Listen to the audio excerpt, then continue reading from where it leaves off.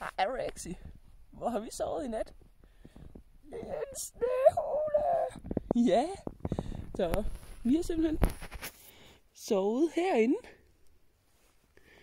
Så har vi jeg ved ikke om man kan se det, et stearinlys, der har brændt over i det ene hjørne, til at vise, om der var ilt nok herinde.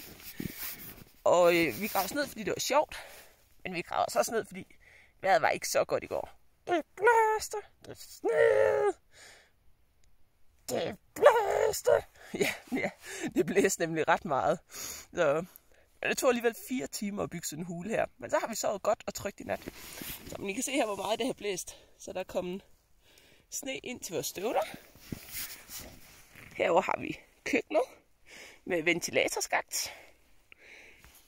Og så skal vi lige prøve at kravle ud. Og så se, hvordan vejret er udenfor.